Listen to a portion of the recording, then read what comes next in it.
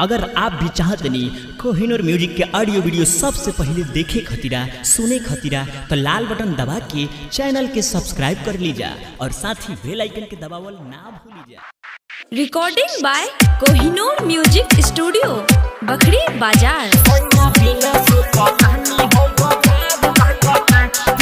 पहिले बाहर कैसे लूटी हम लहर से जा रहता पासे हमर घर के जिगर से जा रहता पासे हमर घर के जिगर। ठंडी के दिन बड़ी झाड़ लागता सोया बिना सुतनी हो बुखार लागता सोया बिना सुतनी हो बुखार लागता।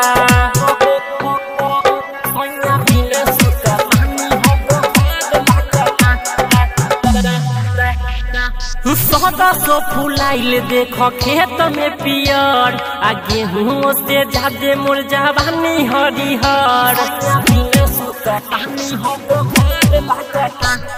सदा सो फुलाइल देख खेत में पियर आ गेहूं से ज्यादा मोर जवानी हरिहर।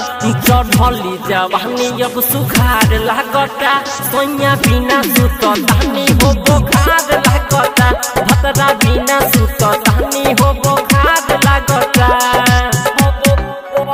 सोया बिना सुतनी हो बुखार लागता।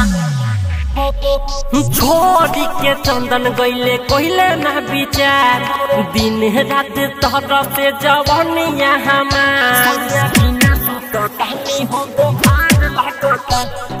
छोड़ी के चंदन गईले कोइले ना विचार दिन रात तोहरा से जवानिया हमार। सत्यम अनिल ना जोगार लागता सोया बिना सुतनी हो बुखार लागता पियावा बिना सुतनी हो बुखार लागता। पिया गईले बाहर कैसे लूटी हम लहर से जा रहता पासे हमर घर के जिगर से जा रहता पासे हमर घर के जिगर। ठंडी के दिन बड़ी झाड़ लागता सोया बिना सुतनी हो बुखार लागता सोया बिना सुतनी हो बुखार लागता। Recording by Kohinoor music studio Bakhri बाजार।